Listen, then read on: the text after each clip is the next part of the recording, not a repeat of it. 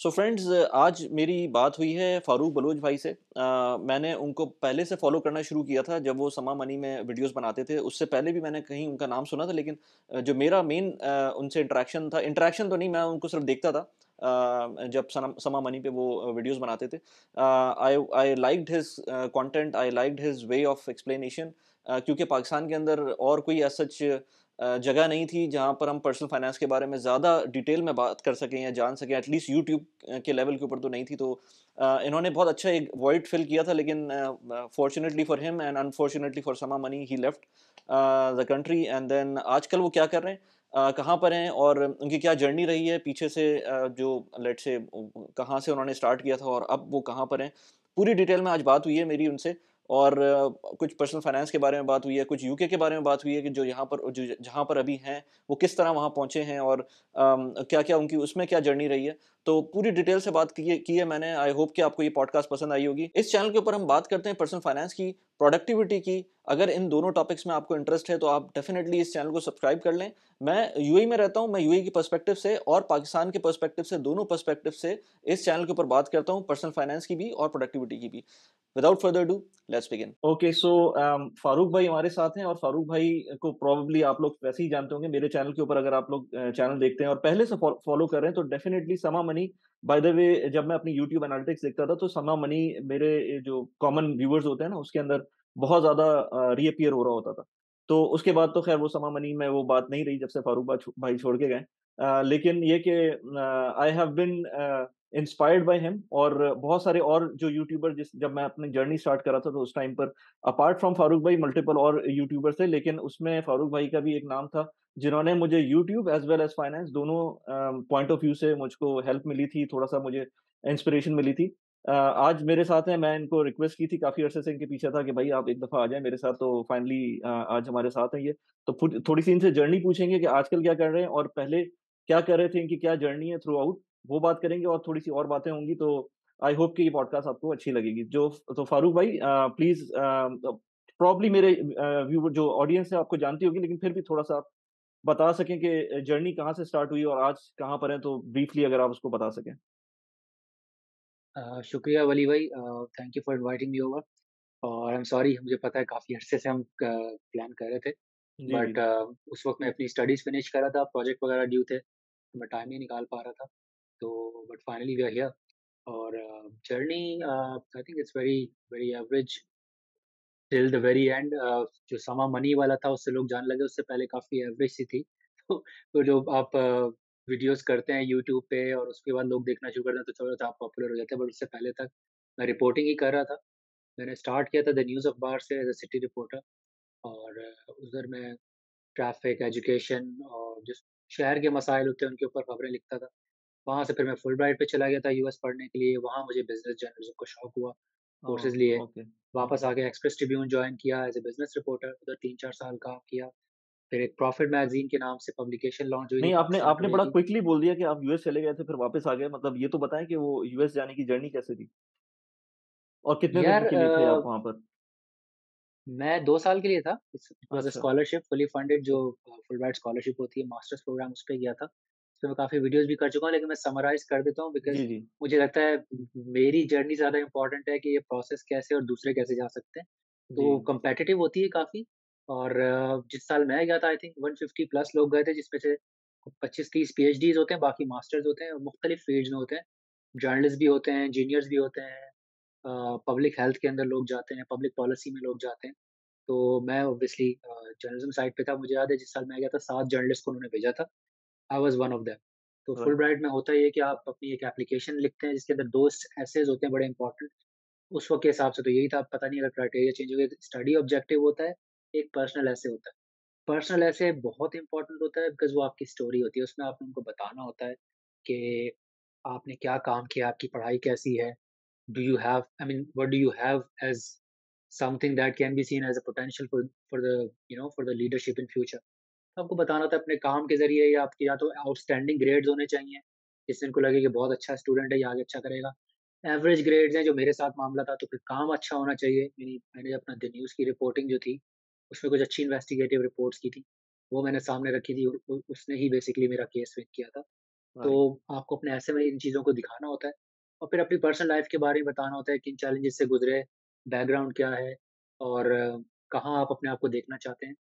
On the flip side जो study objective होता है, इट्स मोर फोकस्ड टुवर्ड्स कि ये जो प्रोग्राम है फुलब्राइट या जो आप अप्लाई कर रहे हैं जिस प्रोग्राम के लिए, वो आपको कैसे हेल्प करेगा, आपको आपकी जो डेस्टिनेशन आपने प्लान की है, जहाँ भी आपने आपको देखना चाहते हैं, उधर तक ले जाने में। तो ये 2 एसेज़ आपने लिखने होते हैं।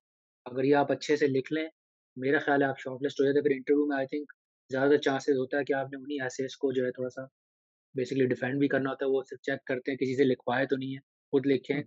और आप इंटरव्यू में ओके। अच्छे जवाब देते हैं उनको तो यू कैन गेट थ्रू। तो मैं फुलब्राइट ले ली मैंने अपनी क्योंकि जो मेरी एजुकेशन सेक्टर पे इन्वेस्टिगेटिव रिपोर्ट्स थी, वो उनको बड़ी पसंद आई थी। ग्रेड्स मेरे एवरेज थे। तो उन्होंने कहा काम अच्छा है, तो उन्होंने कहा इसमें पोटेंशियल है।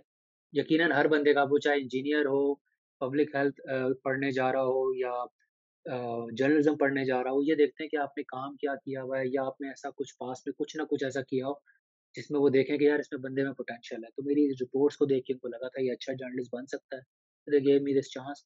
तो वो 2 साल का प्रोग्राम था। Fulbright comes with strings attached, ये बहुत सारे लोग पूछते हैं। मैं I still recommend, it's one of the best scholarships, most comparative. अगर ये आपको मिल जाए, लाइफ चेंजिंग एक्सपीरियंस होता है, ज़रूर लें। लेकिन ऑब्वियसली इसमें होता है कि आप अगर 2 साल के लिए पढ़ने जा रहे हैं, तो आपको वापस आना पड़ता है। तो मैं राइट। 2009 से 2011 ये करके वापस आ गया था। उसके ओके। बाद फिर मैंने वहीं पे मैंने बिज़नेस रिपोर्टिंग पहली दफ़ा पढ़ी थी और अमेरिकन स्टाइल बिज़नेस रिपोर्टिंग पढ़ी थी। आपको पता है पूरी दुनिया की मार्केट्स जो है वो अमेरिका के हिसाब से चलती हैं। चाहे वो हुँ। क्रिप्टो हो, बॉन्ड मार्केट हो, स्टॉक्स हो। जी, तो बिल्कुल। वहाँ मुझे बड़ी फ़ैसिनेशन हुई थी। तो उससे फिर इंटरेस्ट जमा बना तो मैंने एक्सप्रेस ट्रिब्यून जॉइन किया था, एज़ अ बिज़नेस रिपोर्टर किया। अगेन उसके बाद प्रॉफिट मैगज़ीन था वो लॉन्च किया था एज़ एडिटर रिपोर्टिंग। नए रिपोर्टर्स कुछ मैंने लॉन्च किए थे। वो अच्छा चल गया वो। उसके बाद फिर समा मनी, और समा मनी का तो आप बता भी चुके हैं। जी, वहाँ पे जी। फिर हम डिजिटल साइड पर आ गए, राइट। एक्सप्लेनर्स। और समा मनी जो है वो थोड़ा डिफरेंट इस तरह से था जहाँ से मुझे पॉपुलैरिटी भी मिली थी। वो इसलिए थोड़ा डिफरेंट था कि वो it was less about news, it was more about explainers. कि चीज़ों को एक्सप्लेन करने की वजह से जो है वो ज़्यादा क्लिक हो गया था क्योंकि अक्सर लोगों को फाइनेंस और इकोनॉमी समझ नहीं आती है। सिवाय उनके जो ऑलरेडी इसमें इंटरेस्ट रखते हों या इसके स्टूडेंट्स हों, तो या फिर ऑब्वियसली जो फुल टाइम इनके अंदर चीज़ों के अंदर इन्वॉल्व होते हैं उनको तो समझ आती है। अदरवाइज़ आम लोगों को समझ नहीं आती, लेकिन हर बंदे को पैसे इन्वेस्ट करके उसपे प्रॉफ़िट तो कमाना होता है। तो समा मनी जो क्लिक हुआ था उसकी एक वजह ये थी कि और मैं खुद सरप्राइज़ था वली भाई, शायद पता नहीं मैंने ये बात पहले बोली या नहीं, लेकिन मैं खुद इतना सरप्राइज़ था कि मैं इतनी बेसिक चीज़ें कर रहा था और वो हुँ, इतनी ज़बरदस्त चल रही थी कि उससे मुझे हुँ। अंदाज़ा हुआ कि यार कि हमारे जो बिज़नेस न्यूज़पेपर्स हैं या टीवी चैनल्स हैं, कितनी बुरी तरह उन्होंने फ़ेल किया है लोगों को, कि इतनी एग्ज़ैक्टली। बेसिक सी चीज़ें जो मैं बता रहा हूँ, ये तो कोई भी कर सकता था। मेबी शायद मेरा स्टाइल थोड़ा-सा डिफरेंट हो, लेकिन ये कोई भी बता सकता था। और उसके बाद ऑब्वियसली फिर और भी मैंने देखे चैनल्स आए। 1-2 आपके भी मैंने वीडियोज़ देखी, अच्छी आपने की हैं। फिर इकोनॉमी पे मुज़म्मिल को आप जानते होंगे, इस्लामाबाद से करता है जी, पॉडकास्ट, वो जी। उसने अच्छे प्रोग्राम्स किए। जी, जी। लेकिन अंदाज़ा ये हुआ कि ये बहुत बेसिक चीज़ें थी, लोग इस पे फ़ोकस कर नहीं रहे थे। तो जब करना राइट। शुरू किया तो लोगों ने रिस्पॉन्स दिया। लोग हुँ। जानना तो चाहते हैं ना यार, पैसे जो है वो कैसे अपने सेविंग्स को इन्वेस्ट करना है, उसको ज़्यादा फिर आगे अपने मल्टीप्लाई करना है। और ये बहुत वो सी बुनियादी सी चीज़ होती है, शायद मुझे भी नहीं पता थी, एज़ अ रिपोर्टर मैं भी ध्यान नहीं देता था। लेकिन जब इसमें घुसे तो पता चला यार अच्छा ठीक है, अगर आपको 6-7% प्रॉफ़िट बगैर किसी रिस्क के मिल रहा है, तो फिर आप स्टॉक मार्केट में क्यों जाओगे जहाँ पे आपको लग रहा है कि बहुत ज़्यादा रिस्क है और एनुअल रिटर्न मेबी 10% होगा, तो 3% के लिए आप इतना बड़ा रिस्क लो। इसी तरह फिर और सारी डायमेंशन्स थी, क्रिप्टो के अंदर क्या अपॉर्च्युनिटीज़ हैं और इकोनॉमी भी basically it's not always about investment. कभी-कभी ये भी होता है कि टाइमली डिसीजंस लेके भी आप जो है ना अपने आप को बेहतर रख सकते हो। मिसाल के तौर पे डॉलर्स के साथ क्या होने वाला है, इन्फ्लेशन का ट्रेंड क्या होगा, अगर आप लोगों को सही से समझा दें, तो लोग अपने फैसले अच्छे कर पाते हैं कि यार सेविंग्स को कैसे इन्वेस्ट करना है। अभी रुक जाएँ, शायद डॉलर आगे महँगा हो जाएगा, तो पहले से लेके रख लें अगर हमें पढ़ने जाना है बाहर तो, या अगर आगे गिरने वाला है, तो अभी जो है थोड़ा-सा वेट कर लें, बाद में खरीद लें। ये छोटी-छोटी चीज़ें थी और जो मेन प्लस पॉइंट था हमारा, कि एक तो आसान करना प्लस हम विजुअलाइज़ करते थे चीज़ों को, जो मैं अनफॉर्चुनेटली अपने चैनल पे नहीं कर पाया क्योंकि मैं अकेला हूँ यहाँ पे। तो वो हम करते थे एनिमेशंस बना के कि जो चीज़ बोली जा रही है वो दिखाई जाए विद पिक्चर, एक फ़िल्म की ग्राफ्स। सूरत में वो हुँ, नज़र आए लोगों को। ये हुँ। चीज़ थी। सही। तो बेसिकली मैं वही आप जब बात कर रहे थे तो मेरे मेरे ज़हन में वही आ रहा था कि अब आप देखें कि समा मनी क्योंकि एक बहुत बड़ा प्लेटफ़ॉर्म था और नाम भी था, ब्रांड थी वो और उसके ऊपर आप काम कर रहे थे, तो वो दोनों कंबाइन होकर एक बड़ी चीज़ बन रही थी और इतना बड़ा वॉइड उसके बाद वॉइड हो गया है। मतलब उसके बाद अगेन कोई चीज़ इस वक़्त नहीं नज़र आ रही मुझे और मैं पर्सनल फाइनेंस पे बहुत ज़्यादा ट्राई करता हूँ एजुकेट करने की, लेकिन क्योंकि मैं पाकिस्तान से बाहर हूँ, तो लोगों से शायद उस तरह से कनेक्ट नहीं कर पाता मैं। लेकिन ये कि ऑलरेडी पाकिस्तान के अंदर अगर आप इंडिया को कंपेयर करें, तो आज मैं personal finance in India search करूँ, तो पर्सनल फाइनेंस इन इंडिया के ऊपर मुझे ऐसे टॉप 10 चैनल्स मिल जाएँगे, जिसके let's say 3-4 million plus subscribers होंगे। पाकिस्तान में ये सर्च करेंगे तो आपको गिनती के 2-3 आई थिंक कोई भी नहीं मिलेगा। जो स्पेसिफिकली इस बात पे बात कर रहा होगा। समा मनी उस टाइम पर कुछ काम कर रहा था, लेकिन अगेन उसके आपके जाने के बाद वो बात उस तरह से रही नहीं। तो अनफॉर्च्यूनेटली अब वही ये चीज़ है कि पोटेंशियल बहुत है, लेकिन वो हम लोग कुछ असल में मसला ये भी है, कुछ टैबू सब्जेक्ट्स भी समझा जाता है इसको फॉर सम रीज़न। कुछ लोग रिलिजियसली इसको बात करते हैं, उसको टैबू ले लेते हैं और कुछ लोग उसको वैसे ही बात नहीं करना चाहते पैसों के बारे में, तो वो एक पर्सनल फाइनेंस और इन्वेस्टमेंट्स को उस तरह से और डरते भी हैं कुछ लोग। तो बहुत सारे मल्टीपल फैक्टर्स हैं जो जो पाकिस्तान में इस वक़्त हमको लैग कर रहे हैं एज़ अ नेशन, क्योंकि अगर हम खुद पर्सनली ग्रो नहीं करेंगे तो ज़ाहिर-सी बात है पाकिस्तान भी उस तरह से ग्रो नहीं करेगा और वाइस वर्सा इसी तरह से बिल्कुल, अ, बिल्कुल। अच्छा मैंने कोई अभी लेटेस्ट डेटा तो नहीं देखा लेकिन ये हमारे एक्स गवर्नर और एक्स फाइनेंस मिनिस्टर ये अक्सर बात करते रहे हैं पाकिस्तान में एक्सपर्ट्स भी कहते हैं पाकिस्तान में जो सेविंग्स का जो ट्रेंड है ना वो बहुत ही कम है। बिल्कुल, लोगों को बिल्कुल ऐसे ही है। यहाँ पर आप देखें आप भी बैठे हुए हैं यूएई में, मैं यहाँ बैठा हूँ, देखिए बचपन से लोगों को दिखाया जाता है कि सेविंग्स करनी है, इन्वेस्ट करना है। यहाँ पे एक आपको 13-14 साल का बच्चा होगा ना उसको पता होगा सारा स्टॉक्स के बारे में, पर्सनल फाइनेंस के बारे में, जो बचपन से उनको सिखाया जाता है। फिर मैं आपसे एग्री करता हूँ कि पाकिस्तान में सच ये बहुत बड़ा फेलियर है जर्नलिस्ट की साइड से, कंटेंट क्रिएटर की साइड से कि वो लोगों को एजुकेट नहीं पर कर पा रहे हैं और जो है वो अपॉर्च्युनिटीज़ नहीं दिखा पा रहे हैं। क्योंकि देखें, अभी हमारी इकोनॉमी का कोई भी हाल हो, कितना भी बुरा हो, लेकिन आप अगर नोट करें तो पाकिस्तान के जो बिज़नेसेज़ हैं, प्रॉफिट्स तो उनके प्रॉफिट्स जनरेट अपनी कर जगह रहे आ हैं। रहे हैं, ठीक है? बिल्कुल, और बिल्कुल। बड़े अच्छे-अच्छे टाइम देखे हैं, लाइक एक-एक साल में 50-50% भी रिटर्न दिया और इनफैक्ट मुझे याद है कुछ पर्टिकुलर सेक्टर्स थे जिन्होंने एक पूरा-पूरा बुल रन देखा है, जैसे सीमेंट सेक्टर था 2011-12 से और 16 तक, ऐसे बिल्कुल, प्रॉफिट मैंने नहीं अपनी लाइफ में नहीं देखे कहीं। तो बिल्कुल। अनफॉर्च्यूनेटली हमारी स्टॉक्स चेंज की वही 2 लाख से लेकर और 2 लाख ही कहूँगा जो एक्टिव इन्वेस्टर्स हैं, वो हुँ, 10-15 साल से 20 साल से वही देख रहे हैं, वो बढ़ नहीं रहे हैं, पता नहीं क्यों नहीं बढ़ पा रहे हैं, अवेयरनेस क्यों नहीं क्रिएट हो रही। तो यहाँ बिल्कुल। पे एक लैकिंग तो है। कमिंग बैक टू समा मनी उसका वॉइड देखें वो मेरा पर्सनल चैनल तो था नहीं, तो अब राइट, ये मैं इस पे समा के कमेंट बिहाफ़ पे नहीं कर तो नहीं कह सकते। सकता बट हाँ, समा हैज़ गॉन हाँ। थ्रू सम चेंजेज़ आपको पता है उनके ओनर्स चेंज हो गए, फिर हुँ, सारी मैनेजमेंट और हमारी जो टीम थी वो भी काफ़ी हद तक चेंज हो गई, काफ़ी लोग नहीं है अब वहाँ पे वो नई टीम आ गई है। हुँ, हुँ, और हुँ। मेरे लिए ज़ाती तौर पे ये थोड़ा-सा मुश्किल फ़ैसला ज़रूर था, लेकिन एक लाइफ़ में कभी-कभी आपको अपने और अपनी फ़ैमिली के बारे में सोचना पड़ता है। आई एग्री बिल्कुल सही कि बात है, वो एक बिल्कुल अच्छी सही बात चीज़ है। थी, बन रहा था, एक अच्छा ब्रांड बन रहा था और शायद मैं अभी तक होता तो मे बी शायद तकरीबन 1 लाख होने वाले थे, उस वक़्त भी शायद 2 लाख हो चुके होते यूट्यूब हाँ, पर बिल्कुल, और हाफ अ बिल्कुल। Million on Facebook. काफ़ी अच्छा ब्रांड बन गया था और एक एक वॉइड उसने ज़रूर फ़िल किया था।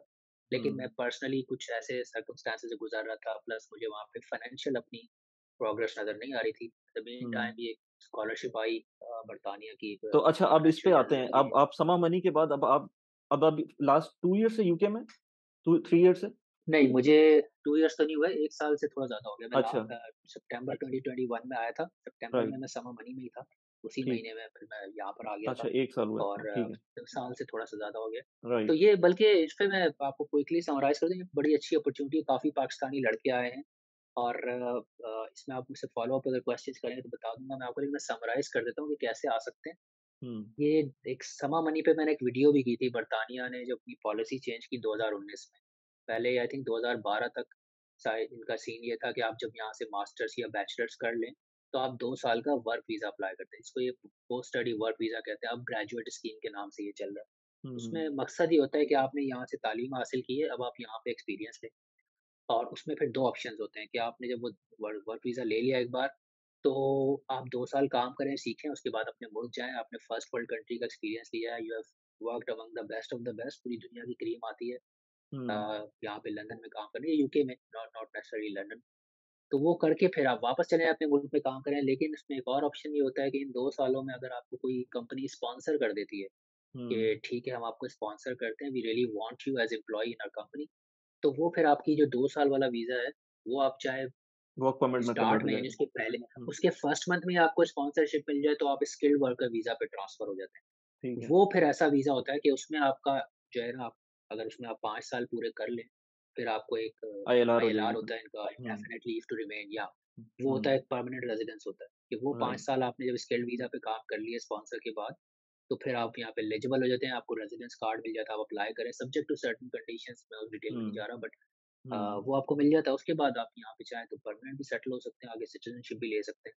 लेकिन हुँ, मेरे केस में ये हुआ कि मैं एज़ अ स्टूडेंट आया, मैंने पढ़ाई कंप्लीट की, फिर वो 2 साल वाला वर्क वीज़ा अप्लाई किया, वो मुझे होपफुली नेक्स्ट वीक में शायद मैं मेरे को गुड न्यूज़ आ जाए, मिल जाएगा। इंशाल्लाह। हुँ, फैमिली भी मैंने बुला ली क्योंकि वो मेरे डिपेंडेंट के तौर पर आ गए। अब ये हुँ, 2 साल वाला वीज़ा है, इसमें अगर मुझे कोई स्पॉन्सर कर देता है, तो मैं आगे भी मज़ीद रुक सकता हूँ, लेकिन स्पॉन्सर नहीं करता तो मैं 2 साल यहाँ काम करूँगा, वो ऐसा एक्सपीरियंस है कि मेरे लिए तो वो बड़ी वैल्यू रखता है कि उसके बाद वापस अगर पाकिस्तान आता हूँ, शायद हुँ, पहले से भी अच्छा काम करूँ। तो राइट। इसमें अगर कोई और सवाल आपने पूछे हैं तो ज़रूर राइट, पूछिए। नहीं, ये बेसिकली यूके का थोड़ा आई वुड से कि उनकी शॉर्ट साइटेडनेस थी शुरू में, क्योंकि मैंने भी यूके से मास्टर्स किया था 2003 में, उस वक़्त 1 साल का वीज़ा मिलता था। उसके बाद वो उस वक़्त I don't remember, post study graduate something करके उसका नाम था। फिर उन्होंने वो खत्म कर दिया था, फिर ये अगेन वो उन्होंने स्टार्ट किया था आई थिंक 2011 में, समवेयर लाइक दैट।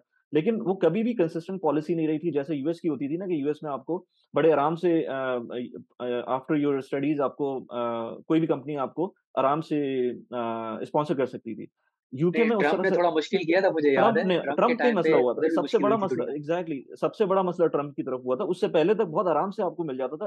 उसी वजह से अगर आपको पता हो तो 2017 के बाद से कनाडा, ऑस्ट्रेलिया, इन सारे कंट्रीज़ के जो पॉइंट सिस्टम थे, वो बहुत ज़्यादा स्ट्रिंजेंट हो गए थे, क्योंकि अमेरिका से जो जितने इंडियंस थे, वो नहीं क उनको जॉब्स नहीं मिल पा रही थी, या फिर अगर मिल भी रही थी तो वो उसको कन्वर्ट नहीं कर पा रहे थे ग्रीन कार्ड के अंदर आफ्टर H1। तो वो सारे मसले हो रहे थे, ट्रम्प ने सारे मसले वहाँ से स्टार्ट किए थे। इनफैक्ट यूके में बात करें तो थेरेसा मे ने वो प्रॉब्लम्स किए थे उस टाइम पर, जब एचएसएमपी को उसने खत्म किया था और ये सारी चीज़ें थी। लेकिन good that you are telling us now कि ये दोबारा से एक एक स्ट्रीम अच्छा, आ गई है। इसमें आपको एक और इंटरेस्टिंग बात बता दूँ, इसमें आप डायरेक्ट भी आ सकते हैं स्किल्ड वर्कर वीज़ा पे। इनफैक्ट शायद जर्नलिस्ट के लिए इतना आसान ना हो। मैं भी शायद मेरा मकसद यहाँ पे पढ़ने के लिए आना नहीं था। मैं टू बी ऑनेस्ट मैंने जितना काम किया हुआ है फुलब्राइट पे, मैंने मास्टर्स किया जर्नलिज़्म में।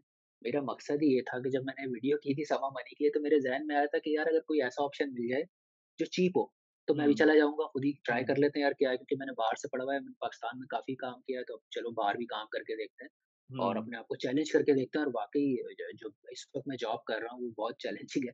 तो और मुझे हर हुँ। रोज़ ऐसा लगता है कि यार पता नहीं आज एक नया चैलेंज है, आज का दिन कैसे गुज़ारूँगा? नहीं, नहीं, इस बड़ा बात पे मुश्किल तो काम आपके है क्योंकि इस पे तो पूरा डिटेल में इस बात करते हैं आपके इस जॉब के हाँ। ऊपर, लेकिन डेफिनिटली नहीं, नहीं, मैं इस पे हाँ, चलें इस पे भी कर लेंगे। मैं लेट मी फिनिश, मैं ये बात कर रहा हाँ, हूँ, ये कह रहा हूँ कि आप डायरेक्ट भी आ सकते हैं। जैसे कुछ हुँ, लोग हैं आईटी के लोग ख़ास तौर पे या बिल्कुल, इंजीनियरिंग साइड के डॉक्टर्स हैं।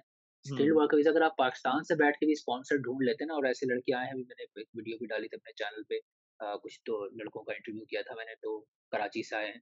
काफ़ी लड़के मिल रहे हैं, तो वो आप अगर स्किल आप अपनी देखें कौन-सी स्किल्स जो हैं वो डिमांड में स्पेशली आईटी के लोगों को मिल जाता है, इंजीनियर्स को मिल जाता है। अगर एक कंपनी आपको स्पॉन्सर करने को तैयार हो जाती है ना, तो आप पाकिस्तान से बजाय मेरी तरह एक मुश्किल रास्ता चुनें, जिसमें पहले आप 1 साल बड़ी मुश्किल पढ़ाई करें और हुँ, उसके बाद आगे जॉब करेंगे। मकसद यहाँ पर आके काम करना ही है, तो फिर आप डायरेक्ट स्किल वर्कर की डायरेक्ट आ ट्राई सकते करें, हैं। स्पेशली अगर हाँ, आपने ऑलरेडी मास्टर्स वगैरह किया हुआ है। मेरे हाँ, केस में ये था कि जर्नलिस्ट आपको पता है एक ऐसी फील्ड है कि जर्नलिज्म में मेरा नहीं ख्याल कि ये ऐसी स्किल है जिसमें कोई आपको मुल्क से बाहर से स्पॉन्सर करके बुलाए। हाँ, अगर आप if you are really that kind of a person, exceptional talent, मुझे नहीं लगता मैं हूँ। बट अगर कोई हुँ, ऐसा एक्सेप्शनल टैलेंट है उनको लगे कि नहीं यार यूके में नहीं मिल रहा, चलो बाहर से स्पॉन्सर करो, तो हाँ। कर देंगे, वरना बहुत रेयर है। इसीलिए मैंने ये चूज़ किया और उसमें स्कॉलरशिप की हेल्प थी, क्योंकि अब अगर एक स्टूडेंट आता है तो उसको, जैसे मेरी मास्टर्स की फीस 21,000 पाउंड थी। अब आप उसको कन्वर्ट कर लें, कौन-सी यूनिवर्सिटी से कितने किया आपने? बनते हैं? मैंने सिटी यूनिवर्सिटी से किया, सिटी अच्छा, यूनिवर्सिटी। फिर बिल्कुल, उसमें आप कह लें तकरीबन 11-12,000 पाउंड आप लगा लें खर्चा होता उसके, है। जो आपकी लिविंग कॉस्ट है। तो बिल्कुल, ये वो 33-34,000 हुँ, पाउंड बन जाते हैं। आप नॉट श्योर अभी लेटेस्ट रेट क्या चल रहा है, 70 लाख तो तकरीबन बनेगा, 60-70 लाख हुँ, इसके बीच में कहीं बनेगा। तो ये पैसे मेरे पास तो नहीं थे। तो मुझे हुँ, लगा यार अच्छा ये एक अपॉर्च्युनिटी है, स्कॉलरशिप मिल रही है जिसने 90% मेरी जो है वो कवर कर लिया लिविंग कॉस्ट और ट्यूशन मिला के। मैंने कहा चलो थोड़े से तो 10% तो बंदा जेब से लगा लेता है। राइट, लेकिन अगर कोई आता है, तो ऐसी यूनिवर्सिटीज़ भी हैं जिनकी साल की फीस 10-10 हज़ार पाउंड है। तो आप ये हुँ, ज़हन में रख के आएँ कि अपनी फीस एटलीस्ट निकाल कर आ जाएँ आप, और हुँ, नहीं तो 50-60% फीस निकाल के आ जाएँ। फिर यहाँ आके आप थोड़ा बहुत जो 20 आवर्स अलाउड है उसमें काम करके, शेयरिंग में रह के, थोड़ा-सा लाइफ़स्टाइल कंप्रोमाइज़ करके आप मैनेज कर सकते हैं और मास्टर्स कर लें। 2 साल का आपको फिर वर्क वीज़ा मिलेगा, और ये 2 साल का वर्क वीज़ा फ़ॉर्मेलिटी है। अगर आपने पढ़ाई कंप्लीट कर ली आराम से तो ये मिल जाता है। मैंने अभी तक हुँ, किसी का नहीं सुना कि रिजेक्ट हुआ हो, ये लाज़िम मिलता है। तो ये हुँ। ऑप्शन है आपके पास, अदरवाइज़ फिर डायरेक्ट आप आएँ वर्क वीज़ा पे। अच्छा तो अच्छा एक और इसमें एक मैंने और बहुत चीज़ सारे लोगों को हाँ, आप कंटिन्यू करें प्लीज़। हाँ, इसमें एक ऑप्शन ये मैं क्लियर कर दूँ कि ये जो मेरा 2 साल का वीज़ा अभी जो लगेगा ये उसमें काउंट नहीं होता जो आपकी रेज़िडेंसी होती है, ठीक है? हुँ, क्योंकि अगर आप स्किल्ड वर्कर वीज़ा पे जैसे अगर कोई एक स्किल्ड वर्कर वीज़ा पे आता है और एक स्टूडेंट वीज़ा पे आता है। स्टूडेंट वीज़ा वाला पहले 1 साल का अगर फ़र्ज़ करें मास्टर कर रहा है, फिर 2 साल का पीएसडब्ल्यू कर रहा है, उसके बाद फिर इसको स्पॉन्सर मिला है, तो जो पहले 3 साल है वो रेज़िडेंसी में काउंट नहीं होंगे। लेकिन अगर आप स्किल्ड वर्कर वीज़ा पे आते हैं, तो फ्रॉम डे 1 आपके जो 5 साल है आपके वो वो काउंट काउंट हो होना शुरू हो जाएँगे। जाते हैं। राइट। तो अगर मुझे 8 साल में फॉर एग्ज़ाम्पल मैं जाके एलिजिबल होऊँगा रेज़िडेंसी के लिए, तो वो 5 साल में हो जाएगा। हुँ, किसी-किसी कैटेगरी में 3 साल में भी हो जाता है, वो डिपेंड करता है। तो हुँ। ये मैंने कहा क्लियर कर नहीं दूँ।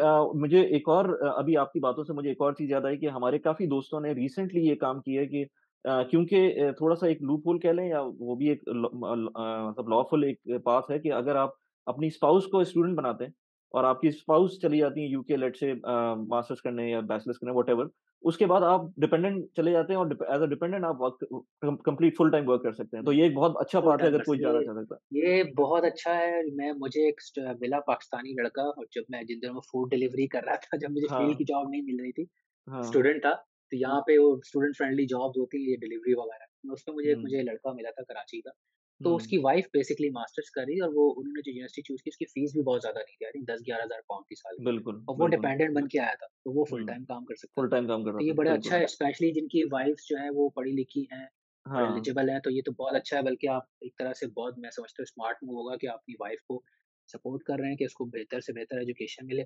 हुँ। ऑन द फ्लिप साइड आप जब फुल टाइम काम करेंगे तो मेरे ख़्याल में आप लिविंग कॉस्ट आराम से निकाल सकते हैं। नहीं प्लस ये फीस कि आपके निकालना पास फिर भी थोड़ा ऑप्शन भी मुश्किल अगर होगा। आप प्रोफ़ेशनल हैं, तो आप बहुत आराम से जो है ना, कोई भी अच्छी जॉब मिल सकती है। हाँ, हाँ, बिल्कुल, बिल्कुल, बिल्कुल अच्छी जॉब भी मिल सकती है आपको। स्टार्टिंग में फ़ौरन आते ही नहीं घुस जाते, लेकिन जैसे मैं लगा रहा हूँ, मैंने काफ़ी इंटरव्यूज़ दिए, काफ़ी जगहों पे अप्लाई किया। इवेंचुअली मुझे फील्ड की जॉब मिल गई और now that pays as well, मतलब अच्छा भी पे करती है, लेकिन शुरू में स्ट्रगल होती है थोड़ी-सी। अगर आप लकी हैं तो जल्दी मिल जाएगी, लेकिन मिल जाती है। आई थिंक इस वक़्त तो यहाँ वैसे ही लेबर की शॉर्टेज है, ख़ास हुँ, तौर पे कुछ पर्टिकुलर एरियाज़ में, तो इस वक़्त तो चांसेज़ अच्छे हैं अगर आप यहाँ आते हैं तो। ओवरऑल इकॉनमी अच्छी नहीं चल रही इतनी, दुनिया में भी कहीं भी आप नहीं कह सकते रिसेशन ही चल रहा है। हाँ, लेकिन ये है हाँ। कि जॉब्स हैं यार, ऐसा नहीं, नहीं है कि यूके जॉब में जब नहीं से है। इन्होंने वो खत्म किया था ना प्रो इमिग्रेशन पॉलिसीज़ खत्म की थी, जैसे इस वक़्त आप कनाडा जाएँगे, तो वहाँ पर आपको जॉब्स के अभी भी मसले होते हैं। लेकिन यूके में क्योंकि वो इमिग्रेशन उस तरह से कंप्लीटली नहीं खुली हुई ना, पॉइंट बेस्ड सिस्टम उस तरह से नहीं है। तो इसलिए आपको लोकल्स ही मिलते हैं जॉब्स के लिए, तो वहाँ पर एक तरह से शॉर्टफॉल हर वक़्त ही रहता है, क्योंकि उस तरह से इमिग्रेशन नहीं खुली हुई है। तो वो एक अपॉर्च्युनिटी रहती है यूके में, इस वक़्त एट लीस्ट हुँ, अगर आप लीगली चले जाते हैं वहाँ इनका पर। अभी जो इकोनॉमी को देखें तो उसमें तो जॉब मार्केट लग रहा है टाइट होती जाएगी, लेकिन इनको ब्रेक्ज़िट की वज़ह से काफ़ी जो है ना लेबर की शॉर्टेज हुई है, क्योंकि बिल्कुल, नॉर्मली पहले इनके पास पूरी यूरोपियन यूनियन से एग्ज़ैक्टली। क्या कह लें, स्पेन से, इटली से, इन जगहों से आ जाते थे लोग वर्कर्स काम करने। स्पेशली हुँ। जैसे हमने देखा वो जो ट्रक ड्राइवर्स का एक बड़ा इश्यू हुआ हुआ था, तो वहाँ हाँ, से आ जाते थे। हाँ, अब हाँ, वो लेबर नहीं है इनके पास, क्योंकि ब्रेक्ज़िट की वज़ह से रूल्स मुश्किल हो गए। तो हाँ। इस वज़ह से अब अपॉर्च्युनिटीज़ है कि अगर कोई पाकिस्तान से या इंडिया से, बांग्लादेश से आता है, तो उन लोगों के पास बड़ी अपॉर्च्युनिटी है कि अच्छा ठीक है, यहाँ पे लेबर की शॉर्टेज है, काम आपको मिल ही जाएगा। कहीं थोड़ी बहुत एक्सप्लॉइटेशन होती है, स्पेशली अगर आपके पेपर का मसला हो, कोई ओवरटाइम कर रहा हो, अपनी कंडीशंस को वायलेट कर रहा हो। अदरवाइज़ मेरे ख़्याल में काम मिल जाता है, आप एटलीस्ट अपनी लिविंग कॉस्ट तो निकाल ही लेते हैं काम करके।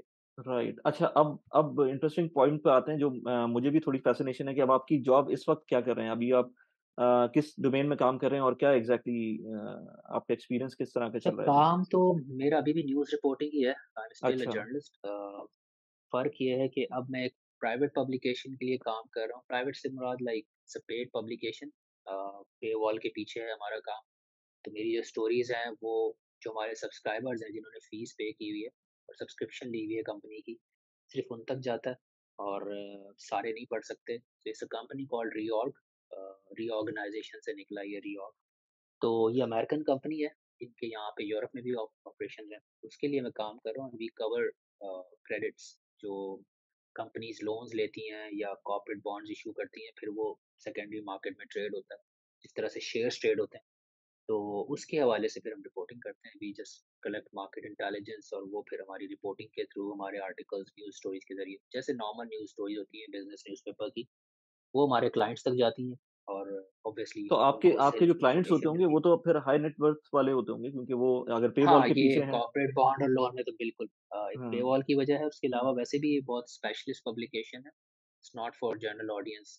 इसमें आप छोटे-मोटे इन्वेस्टर्स नहीं होते, बड़े-बड़े फंड्स होते हैं और हाई नेट वर्थ इंडिविजुअल्स होते हैं, क्योंकि ये जो बॉन्ड्स हैं आपको पता है उसमें मिनिमम इन्वेस्टमेंट की रिक्वायरमेंट्स की जो टर्म्स होती हैं लाइक 100,000 से स्टार्ट करना, हुँ, $100,000 से, तो वो बहुत बड़ा बिग टिकट इन्वेस्टमेंट है। तो इसमें सारे जो आप समझ लें कि या तो बड़े फंड होते हैं या जो अमीर लोग होते हैं, रिटेल इन्वेस्टर के लिए नहीं होता ये। तो ये हुँ। है, बट तो आप आपका इनकी जो थॉट मैं जॉब प्रोसेस से किस हाँ। मैं इसमें इस तरह से आ गया कि थोड़ा-सा मैं प्रेशर में भी था, और थोड़ा-सा मुझे एक्सपेरिमेंट करने का शौक है, ये दोनों का कॉम्बिनेशन समझ लें आप। तो हुँ, एक्सपेरिमेंट तो आप देखें, मैं द न्यूज़ से पहले जब फुलब्राइट किया तो वापस आके मैंने कहा सिटी रिपोर्टिंग नहीं, बिज़नेस रिपोर्टिंग करनी है।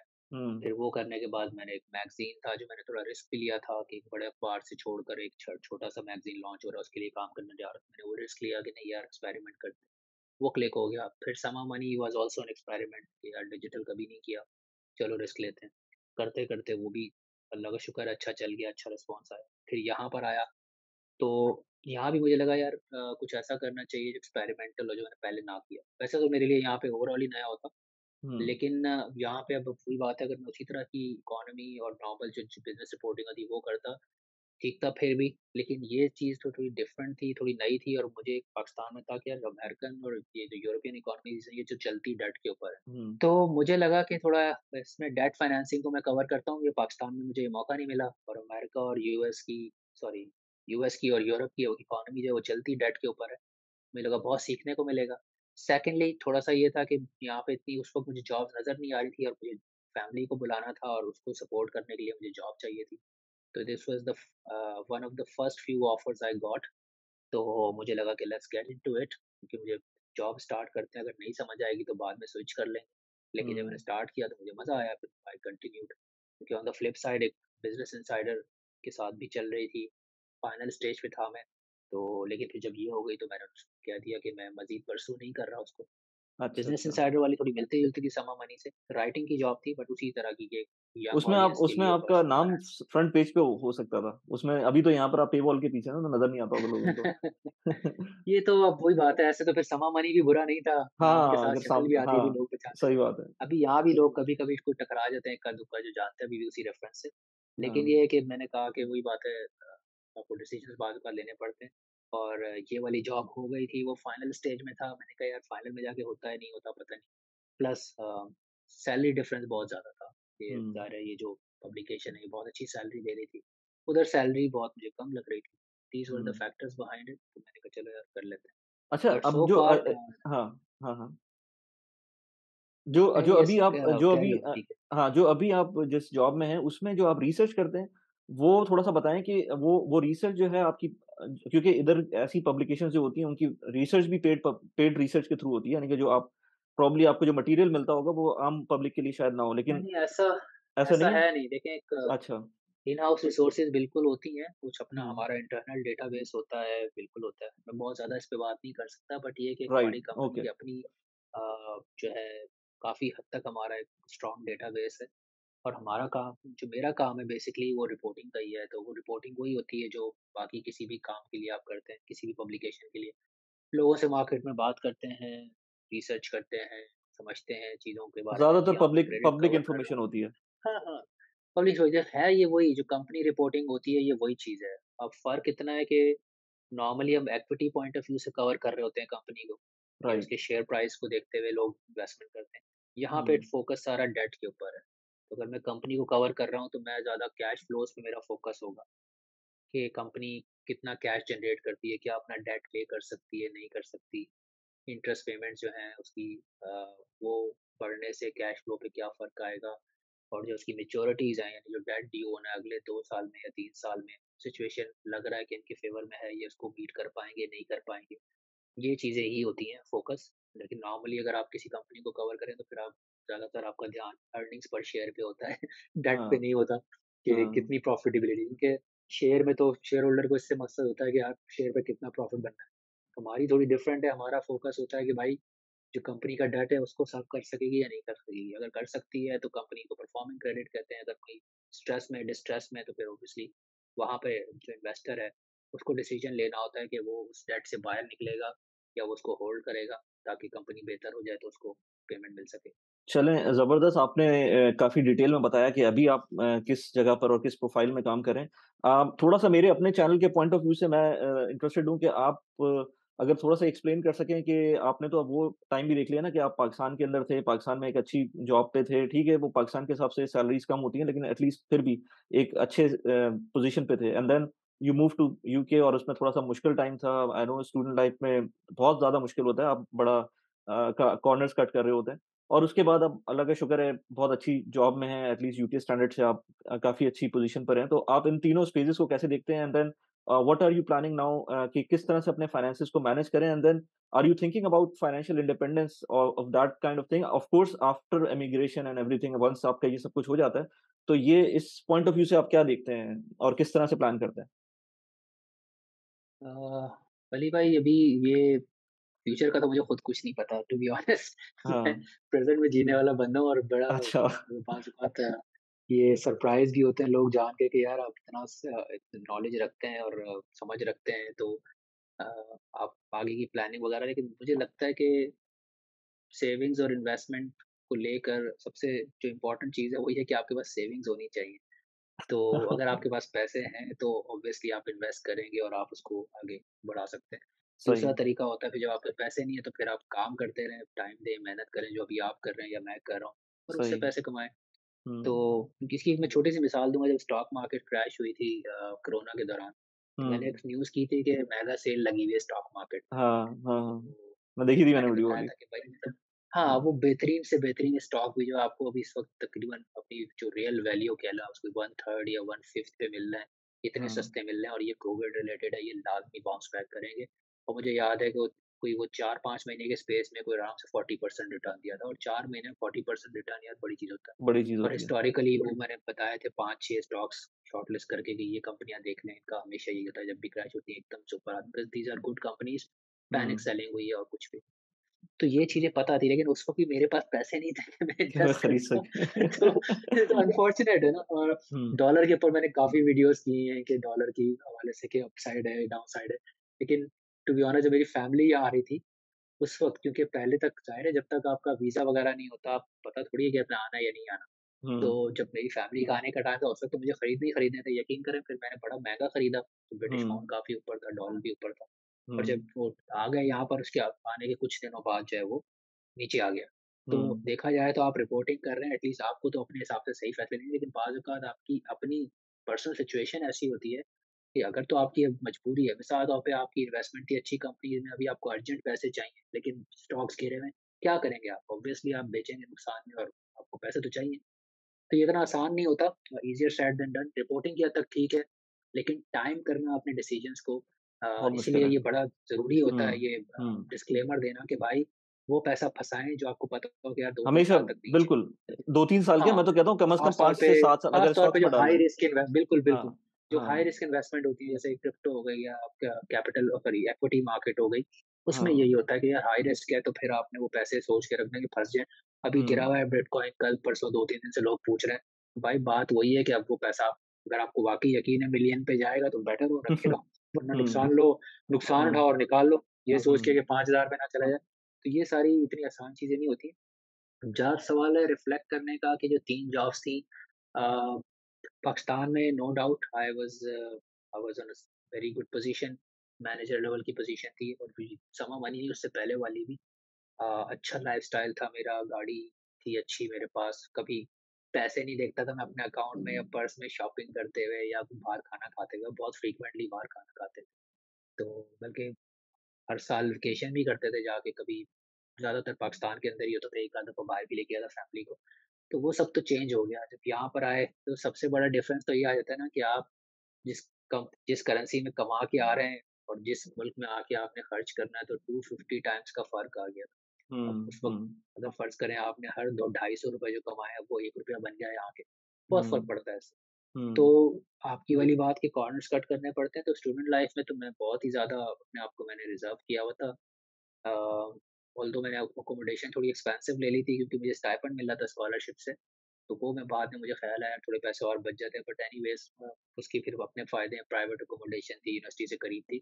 बट हुँ, उसके अलावा मैंने अपनी अकोमोडेशन के अलावा जो मेरी स्कॉलरशिप से कवर हो रही थी, और मैंने मुझे याद है कोई ऐसे खर्चे नहीं किए कि मैं बाहर जाके हैंग आउट करूँ, ब महँगे-महँगे खाने खाऊँ, हुँ। अपने आप को बहुत वो किया, घर पे खाना बनाना, ये करना पड़ता है। तो जो भी स्टूडेंट आएगा मैं उसको ये एडवाइस करूँगा कि भाई शुरू में तो आप बिल्कुल जितना अपने आप को मार सकते हो, भूखे नहीं मरो, हुँ, ये हुँ। नहीं कह रहा भूखे मरें, बट ये है कि जितना आप अपने आप को कट कर सकते हो कि भाई जो ठीक है मुझे बिल्कुल बेसिक जो मेरी एक नीड्स है मैं वो पूरी करूँगा। जैसे मुझे पता था मैंने खाना मुझे इतना खाना है, ट्रांसपोर्ट मेरी इतनी है तो बस उससे ऊपर नहीं जाना, कोई किसी किस्म की अय्याशी नहीं करनी। ये एक तो करना ज़रूरी है, इसमें पैसे बचते हैं आपके घर पे खाना पकाने से, बहुत पैसे बचते हैं। फिर ज़्यादा से ज़्यादा पैदल चलें, क्योंकि यहाँ पे अक्सर जहाँ मैंने देखा लोग ट्यूब ले रहे हैं, तो ट्यूब बड़ी महँगी है जो अंडरग्राउंड है। बसेस फिर भी रिलेटिवली चीपर हैं, लेकिन बसें लेकिन स्लो उसमें होती भी हैं। अगर आप कहीं आधे घंटे हाँ, हाँ, लेकिन मुझे लगता है हाँ, कहीं आधे घंटे की वॉक है तो मैं वॉक कर लेता था कि यार चलो 3 पौंड बच जाएँगे आने-जाने के, आधा बिल्कुल, घंटा चला जाऊँगा, आधा घंटे बिल्कुल, वापस आ जाऊँगा। बिल्कुल। तो 1-2 दिन के बाद जब उसको आप 10 महीने पे देखते हैं, तो वो फिर हंड्रेड्स में सेविंग्स होती है आपकी बल्कि थाउज़ेंड में चली जाती है, ठीक है? तो वो पाउंड्स एक-एक पाउंड मुझे काम आया बाद में जब मैंने फैमिली को बुलाया, मुझे जब घर लेना था तो मुझे एडवांस देना था, फिर एकदम से अब मेरी फैमिली आई है तो आते ही एकदम से इतना खर्चा हो गया तो ऑब्वियसली वो पैसे जो उसको बचाए थे, वो काम आए थे। तो ये तो आपको करना होता है, स्टूडेंट लाइफ में। प्लस बहुत सारे लोग करते हैं कि पढ़ाई को थोड़ा-सा पीछे छोड़ के और एक्स्ट्रा काम भी कर लेते हैं जिसको आप कहते हैं ना undocumented work under the table जो काम होता है, या कैश हमारे इन हैंड। देसियों हुँ। हाँ, देसियों की लैंग्वेज में काला काम कहते हैं उसको, तो हाँ, वो भी कर हाँ। लेते हैं। लेकिन वो रिस्की है क्योंकि अगर वो आप करते हुए पकड़े जाएँ तो फिर आपका ज़ाहिर है आपने जो आगे करियर खराब हो जाएगा ना इमिग्रेशन आपका। का प्लान है, हाँ, वो हाँ। आप उनकी बैड बुक्स में आ जाएँगे आप, आपके लिए मसला हो जाएगा। निकल हुँ, भी जाते हैं लोग बाज़ औक़ात नहीं पकड़े जाते लेकिन बहुत बड़ा रिस्क है और अगर मुझे लगता है unless you are really, really pressed मुझे तो नहीं लगता क्योंकि बहुत जगह ऐसी सिचुएशन रहती है कि आपके पास चांस ही नहीं है तो लोग करते हैं। बट मेरे ख़्याल में कोशिश करनी चाहिए टू द एक्सटेंट पॉसिबल कि उसको आप अवॉइड करें। फीस और लिविंग कॉस्ट दोनों नहीं मैनेज हो सकती, बहुत मुश्किल है। स्टूडेंट की आवर बल्कि ओवरटाइम करके भी आप नहीं कर सकते, तो अगर आप आते हैं तो अपनी फीस ज़रूर लेकर आएँ। फैमिली के केस में मैंने फैमिली नहीं लेकर आया साथ क्योंकि मैं अफ़ोर्ड ही नहीं कर सकता था और मैंने सोचा था फैमिली में जब पढ़ाई कर लूँगा, जॉब हो जाएगी तब बुला लूँगा। तो अभी ये लग रहा है कि अच्छा फ़ैसला था लेकिन एक टाइम पे आके मुझे लग रहा था कि यार ये तो गलती हो गई क्योंकि ये जो ग्रेजुएट स्कीम है, इसमें आपकी फैमिली या जो आपके डिपेंडेंट है इनको आपके साथ यूके में डिपेंडेंट वीज़ा पे होना ज़रूरी है when you apply for the next visa जो 2 साल वाला। क्योंकि अच्छा। अगर आपने उससे पहले बुला के हाँ, हाँ, मेरे अच्छा, साथ ये अच्छा, हुआ, अच्छा। अच्छा, तो अच्छा। हाँ, उनका मैंने वीज़ा लगवा लिया लेकिन यहाँ पर एक तो रेंट पे प्रॉपर्टी मिलना इतना मुश्किल होती है, इतने किस्म के चेक्स हैं। फिर मेरा हुँ। वीज़ा जो है वो एक्सपायर हो रहा था, उस टाइम पे कोई आपको रेंट पे देगा कि यार इसका तो वीज़ा खत्म हो रहा है, हुँ, हुँ, बड़े हुँ। प्रॉब्लम्स होते हैं।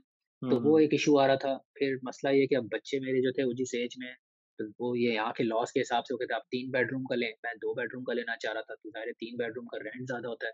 ये प्रॉब्लम्स आए मुझे और एक टाइम पे लग रहा था कि यार मेरी फैमिली वीज़ा लेके वहीं बैठी रहेगी और मैं उनको बुला नहीं सकूँगा, उनका वीज़ा एक्सपायर हो जाएगा। इन ओहो! That case they will not be eligible. But hmm. Fortunately एक दोस्त निकल आया, उसने कोई हेल्प कर दी कि ठीक है, उसने मुझे ढूँढवा दी एक अकोमोडेशन जहाँ पे मैनेज हो गया। तो अच्छा, अच्छा। लेकिन ये है कि अभी भी शुरू में ज़ाहिर है मुश्किल हुई 2-3 महीने लेकिन जब आपको अपनी फ़ील्ड की जॉब मिल जाती है, जैसे जब मैं फूड डिलीवरी का काम कर रहा था, वो मेरे अकेले के लिए भी काफ़ी नहीं था, ठीक है? हुँ, लेकिन अब जो मैं काम कर रहा हूँ, बेसिकली मेरी फ़ील्ड की जॉब है, लंदन की जो एवरेज इनकम होती है, उससे ज़्यादा ही पे कर रहे हैं, तो हुँ, मैनेज हो रहा है। बस हुँ। यही चीज़ है और अगर इसमें ऑप्शन ये था कि जब मैं फैमिली बुला रहा था, तो मेरे ज़हन में था कि मेरी वाइफ़ भी काम करेगी, अदरवाइज़ मैनेज नहीं होता। हम दोनों ने प्लान किया हुआ था। अच्छा। लेकिन इत्तेफ़ाक से एक ऐसा हो गया कि मेरी सैलरी अभी ऐसी है कि मैनेज हो रहा है। सेविंग्स बहुत ज़्यादा नहीं है, समझ लें कि सभी खत्म हो जाता है। लेकिन हुँ। ये है कि अभी मैनेज हो रहा है। लेकिन दोनों अगर हस्बैंड-वाइफ काम कर लें तो फिर आई थिंक मामला बेहतर हो जाता है। नहीं ये वेस्टर्न कंट्रीज़ में तो ज़्यादातर ठीक है अगर आप एक स्पेसिफिक ब्रैकेट से ऊपर चले आते हैं तो ठीक है, लेकिन अदरवाइज़ ज़्यादातर जो है ना आपको डुअल इनकम रहना पड़ता है घर में वरना फिर आप एंड्स तो मीट कर लेते हैं लेकिन आप वो उसमें प्रोग्रेस उस यार तरह से ये नहीं तो कर पाते। बोलिए ये तो कराची, लाहौर, हाँ, इस्लामाबाद पाकिस्तान आप में भी कहीं भी चले जाएँ, तो हाँ, हालात हाँ, ऐसे हो गए हैं कि आप एक इनकम में तो गुज़ारा ही नहीं है।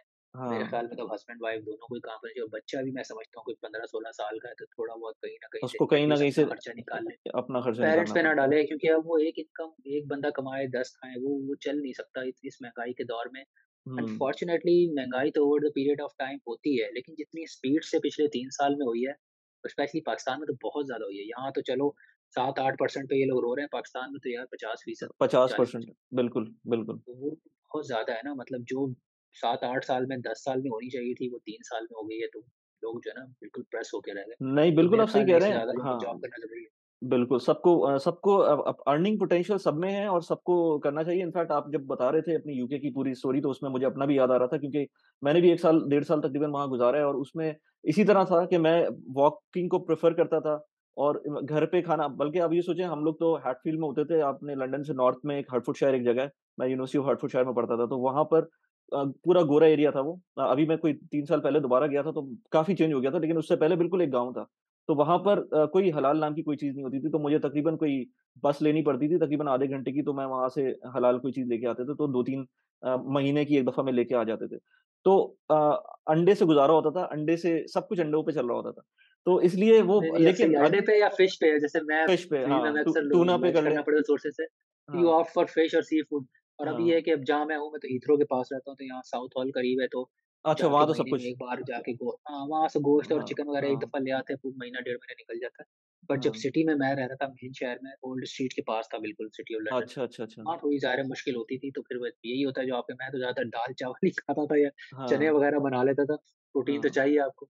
सही लेकिन बात ये है, है कि यू आर सही राइट, बात है। But as far as managing finances is concerned, आप सही कह रहे हैं, दोनों लोगों का काम करना ज़रूरी है। या फिर अगर आप किसी ऐसी फ़ील्ड में आते हैं जो आपको मेरे हिसाब से आपकी जो मतलब मैं अपनी सैलरी तो डिस्क्लोज़ नहीं करूँगा, लेकिन मुझे ऐसा लगता है कि अगर आप 2,500 से 3,000 पाउंड कमाते हैं, तो बहुत बेहतर आप मैनेज कर सकते हैं, लंदन के आस-पास। अगर आप हुँ, कहीं दूर चले जाते हैं, सस्ते शहर भी हैं, आई थिंक हुँ। अगर आप बर्मिंघम चले जाते हैं या लूटन साइड पे ऊपर चले जाते हैं या इवन वेल्स साइड पे चले जाते हैं, तो तो वहाँ पे वहाँ जो वहाँ क्योंकि पर असल में रेंट्स आप वगैरह अंदाज़ा कम हो लगाते जाते हैं हैं। कि रेंट कितना देना है आपको। हाँ, जब आपकी 50-60% इनकम रेंट में चली जाती है, फिर आपके पास वो बचता नहीं है। तो हुँ, यहाँ पे जहाँ लंदन के केस में आप लाइक इट्स वेरी एवरेज कि 50 से 60% आपकी जो टेक होम इनकम है, वो जाती है रेंट के अंदर और हुँ, यूटिलिटीज़ मिला के। बाकी आपका जो बचता है फिर आपको ग्रोसरी करनी है, दूसरे खर्चे हैं, यू विल बारली सेव एनीथिंग। हाँ, लेकिन ये है कि अगर आप अब जैसे मेरी जॉब थी वो लंदन फ़ोकस्ड है, फाइनेंशियल जर्नलिस्ट हूँ, तो ज़ाहिर है सारा फाइनेंशियल सर्विसेज़ लंदन में ही है। तो मुझे यहीं के करीब-करीब ही चाहिए थी जॉब। लेकिन अगर आपका काम ऐसा है जिसमें आप रिमोटली काम कर सकते हैं, आईटी का काम अक्सर रिमोट करते हैं लोग, या कोई हुँ, ऐसा काम है जिसमें ऑफ़िस बिल्कुल। अटेंड करना ज़रूरी नहीं है, या फिर वो दूसरे शहरों में भी आपको जॉब मिल सकती है, तो फिर आप बेहतर होता है कि आप लंदन से जितना दूर जा सकते हैं चले जाएँ, हुँ, क्योंकि फिर वो सस्ता होता जाता है। अब जिस तरह घर में फॉर एग्ज़ाम्पल आप लंदन में जिस तरह का बेडरूम 3-4 बेडरूम का अपार्टमेंट अगर आपको 4 तो नहीं 3 बेडरूम भी अगर कह लें, अगर वो आपको फॉर एग्ज़ाम्पल 2,000 का, 2,500 पाउंड का मिल रहा है, थोड़ा-सा बाहर और बिल्कुल मेन शहर में तो शायद साढ़े 3-4,000 का मिले। हुँ, तो वही अगर आप चाहते हैं वेल्स साइड पे शायद आपको 1000 पाउंड पे मिल जाएगा, तो बहुत बिल्कुल, फ़र्क आ जाता है, आधे हो जाते हैं रेंट्स। बिल्कुल। इसी तो तरह मैनचेस्टर, ब्रेडफोर्ड और बर्मिंघम, लूटन ये सारे सस्ती जगह हैं जहाँ देसी भी रहते हैं, तो हाँ, वहाँ लेकिन पर आपका ऑप्शन हो इसमें सकता है। ऑन द फ्लिप साइड आप यहाँ पे टैक्स बहुत ज़्यादा है। पाकिस्तान में तो हम 5% ब्रैकेट पे शोर मचा रहे होते थे कि यार हाँ, 5% हाँ, हम हाँ, कह रहे थे इसको एग्ज़ाम्प करें। यहाँ हाँ, पे आपकी इनकम का 25% चला जाता है जिस इनकम ब्रैकेट में मैं हूँ, वरना कुछ लोगों हाँ, का बिज़नेस है तो 40% 40% भी जा 45% सकता तक भी है। टैक्स हाँ, है। हाँ, लेकिन ऑन द फ्लिप साइड जब आप देखते हैं ना कि यार ओवरऑल क्वालिटी ऑफ लिविंग और जो पब्लिक सर्विसेज़ का स्टैंडर्ड है, खैर लोग यहाँ भी खुश नहीं है उससे, लेकिन coming from a third world country आप कहते हैं यार ठीक है यार, मतलब आपको मुझे पता है ना, अब आप खुद सोचिए, मैं अपने जो अपने मोबाइल फ़ोन से मैं पानी जो है वो गरम कर लेता हूँ, मैं घर की हीटिंग चला लेता हूँ। पाकिस्तान में तो ऐसे जहाँ मैं रहता था फ़िरंगी में, वहाँ आते-जाते मैं लोगों को देखता था। सुबह में 2 घंटे लाइन में लग के पीने का पानी लेकर आते थे। एग्ज़ैक्टली, गर्म एग्ज़ैक्टली, पानी है तो करना है, तो गैस नहीं है आपके पास, अब सही गैस बात कैसे, है। गीज़र कैसे चलाओगे? ये बिल्कुल। सारे मसाइल बंदा सोचता है तो फिर कहता है यार नहीं ठीक है, अब इतने टैक्स कट रहे हैं लेकिन एटलीस्ट और कुछ चीज़ें महँगी है लेकिन कम से कम अवेलेबल तो हैं। यार हाँ, पाकिस्तान में तो एक पॉइंट ऐसा आ रहा था कि यार आप पैसे लेके बैठे हैं लेकिन गैस नहीं मिल रही है आपको, बिल्कुल, क्या करेंगे फिर उन पैसों का? बिल्कुल, तो बिल्कुल, ये सही सारी बात है। चीज़ें देख के बंदा कहता है अच्छा है, और दुःख भी होता है। I mean we really hope कि चीज़ें बेहतर हों, क्योंकि मैं इम्प्रूवमेंट हो अभी जैसे पाकिस्तान में। मैंने कहा ना कि हाँ, मेरा अभी 2 साल का सीन है, तो मेरा कुछ पता नहीं, हो सकता है मैं वापस भी आ जाऊँ। मैं sometimes I really miss that thing जो मैं समा मनी पे कर रहा था। तो हुँ। बट रियली रियली होप कि जो इकोनॉमी है इसको बेहतर मैनेज कर सकें, चीज़ें नहीं, बेहतरीन एट द तरफ एंड जाएँ। ऑफ द डे फैमिली वहाँ पर है हमारी, बहुत ब एक्सटेंडेड फैमिली सारी वहाँ फैमिली पर है। वहाँ पर है और आप हाँ। देख लें कि अभी मैं एक एक हमारे समा के आरजे होते थे, अदील अज़हर, काफ़ी फ़ेमस है, लोग हाँ, जानते हैं हाँ, उनको, मैं जानता हूँ अच्छी तरह से न्यूज़ अदील पे को। रहते हैं। हाँ, जानते हैं ना अदील भाई को, हाँ, तो हाँ। बड़े अच्छे वो स्पोर्ट्स कमेंटेटर भी हैं, बड़े मेरे फ़ेवरेट आरजे हैं बिल्कुल। हाँ, हाँ, तो हाँ। उनको मैं मैसेज कर रहा था ट्विटर पे, मैं यही कह रहा था कि जो पाकिस्तान के फाइनल के हवाले से unfortunately we lost today. Yes. मैंने कहा यार बाहर जब आप होते हैं ना तो वो आपका पैट्रियोटिज़्म और बढ़ जाता है। हालाँकि आप आपको इंग्लैंड और में हैं। लगने लगता है मैच। इंग्लैंड हाँ। में बैठे तो और मैच अच्छा लगता है आपको देखने में। तो वो क्योंकि हुँ, वतन से जब दूर होते हैं आप तो ज़ाहिर है कोई ना कोई आपको करेक्शन के लिए चीज़ चाहिए। हुँ, और बस यही है कोशिश कि यार यहाँ से बैठ के करें या पाकिस्तान में काम करें, काम कुछ ऐसा करें कि कुछ कंट्रीब्यूशन हो मुल्क की बेहतरी की तरफ। हुँ। अनफॉर्चुनेटली ये मेरी अभी जॉब है इसने बहुत बिज़ी कर लिया तो मैं बहुत ज़्यादा वीडियोज़ नहीं कर पा रहा पाकिस्तान की इकॉनमी के हवाले से बट होपफुली नहीं, जैसे-जैसे मैं थोड़ा इंशाल्लाह। सेट होता हूँ, कोशिश होगी नहीं, मैं नहीं, वापस बिल्कुल मैं तो ये लौटूँ। कहता हूँ सबको कि भाई अपना ये जो डिजिटल है आजकल आगे आप किसी भी जॉब में हो, आप इसको थोड़ा-सा हाँ, स्टार्ट हाँ। करें, इसको स्टार्ट करें, थोड़ा मोमेंटम बनाएँ, हल्के-हल्के करके इसमें टाइम लगता है, लेकिन हल्के-हल्के करके और करना ज़रूरी चाहिए। नहीं है यार हर बंदा जो है वो हीरो बन जाए यूट्यूब पे, हाँ, ट्विटर पे ना अपनी हाँ, नॉलेज शेयर कर लें, अपनी फ़ील्ड की लोगों को बता दें, गाइड कर दें। बिल्कुल, क्या पता बिल्कुल, आपकी वीडियो से किसी को मोटिवेशन मिल जाए, वो बिल्कुल। आगे कहीं निकल इट जाए और मेक्स अ डिफरेंस, हमने भी डेफिनिटली किसी को भाई, देखा, मैंने भी बहुत सारे लोगों को देखा, सुना, उनसे इंस्पिरेशन ली, तो बिल्कुल, ये बड़ा ज़रूरी होता है और बिल्कुल। मैंने चैनल भी यही सोच के लॉन्च किया था कि यार कुछ ना कुछ बंदा देता ही रहेगा लोगों को जो स्पेशली आपको सुनना चाहते हैं। बाकी हाँ, ये है नहीं कि वो चलें बस अच्छा आपने बोला मैं सबको बोलूँ कि भाई फारूक फारूक भाई का चैनल है, वो लोग आप वीडियोज़ कम डालते हैं लेकिन डेफिनिटली आप जाएँगे तो वीडियोज़ उसमें आएँगी अब। आई वुड रियली से कि जो है ना आपको होपफुली वीडियो बिल्कुल। हाँ, हाँ, आनी बट चाहिए प उसके अंदर। प्रॉब्लम थोड़ा-सा ये है कि समा मनी पे जो काम कर लिया उसके बाद मुझे खुद अपना काम हल्का लगता है तो नहीं, आई नहीं कैन उसमें फ़ील कि हाँ, सब्सक्राइबर्स ज़्यादा हाँ, फ़ील करता हूँ। बट हाँ, eventually hopefully I will get there आहिस्ता-आहिस्ता हो इंशाल्लाह। जाएगा लेकिन शायद मे बी वीकली बेसिस पे कर लूँ, डेली तो नहीं हो हाँ। पाएगा। नहीं, नहीं डेली तो ज़रूरत भी नहीं होती, वो डेली व्लॉगिंग एक अलग चीज़ आप अपनी नॉलेज जो भी शेयर करेंगे और ये ऐसी चीज़ है जो एवरग्रीन कंटेंट होता है ना मतलब मेरे पास मैं ज़्यादातर जो बनाता हूँ ना, लेट्स से 80-90% ऐसी चीज़ होती है जो आप अगर 4 साल बाद भी देखेंगे ना तो वो वैलिड रहेगी या वो आप उसको रिलेट कर सकते हैं। लेकिन जो डेली व्लॉगिंग अगर कोई कर रहा होता है वो एक अलग चीज़ होती है, वो तो आप एक लाइफ़ जर्नी बता रहे होते हो, मैं आई डोंट से कि जो है ना वो कोई गलत चीज़ है, वो बहुत अच्छी चीज़ है लेकिन जो अगर आप जैसा कोई बंदा अपनी लाइफ़ की जो लेट्स से एक्सपीरियंसेस है वो शेयर करेगा तो वो बहुत आगे तक लोगों को जो है ना समझ में आएगा और उसको रिलेट कर सकते हैं लोग। तो फारूक भाई थैंक्स अ लॉट आपने ऑनर किया और यहाँ पर आए और आई आई होप कि आपसे रिलेशनशिप इसी तरह से चलता रहेगा and we keep on following each other और होपफुली आप जो जो ऑडियंसेस हैं बाय द वे आपका अगेन मैं कहता हूँ कि फारूक भाई के चैनल को सब्सक्राइब कर लें और मेरे चैनल को भी सब्सक्राइब कर लें और अगर आपने नहीं किया अब तक तो प्लीज़ उसको सब्सक्राइब कर लें, लाइक कर दें इस वीडियो को। फारूक भाई at the end of the podcast आप कुछ और कहना चाहें? नहीं बस थैंक यू कहूँगा आपको क्योंकि I am also very privileged आपने बुलाया क्योंकि आपका भी काम देखा है। बहुत अच्छा काम कर रहे हैं। मेरे नज़दीक जो है वो किसी का काम जो है उसके सब्सक्राइबर से नहीं जज करना चाहिए। सही काम बात है। देख के आपको जज हाँ, करना हाँ, चाहिए, अच्छा काम कर रहे हैं आप। सही थैंक यू बात है। So much, been an honour speaking to you. Good luck. चलें फारूक भाई thanks a lot for your time. Thank you very much. फिर दोबारा डेफिनिटली मुलाकात करेंगे। ओके। बिल्कुल, अल्लाह हाफ़िज़। Thank you. अस्सलाम वालेकुम। सो फ्रेंड्स आई होप कि आपको पॉडकास्ट अच्छी लगी होगी और अगर आपको अच्छी लगी है तो प्लीज़ लाइक ज़रूर कर दें। फारूक भाई का चैनल भी मैंने आपको डिस्क्रिप्शन में डाल दिया है, उसको आप प्लीज़ जाके सब्सक्राइब करें और मेरे चैनल को भी डेफिनिटली सब्सक्राइब करें अगर अभी तक सब्सक्राइब नहीं किया हुआ। इस चैनल के ऊपर हम बात करते हैं पर्सनल फाइनेंस की, प्रोडक्टिविटी की। अगर आपको ये वीडियो पसंद आई है तो ये द दोनों वीडियोज़ डेफिनिटली अच्छी लगेंगी। प्लीज़ उनको जाके देखें। कैसी लगी वीडियो प्लीज़ मुझे बताइएगा। Thanks for watching the video. Bye bye.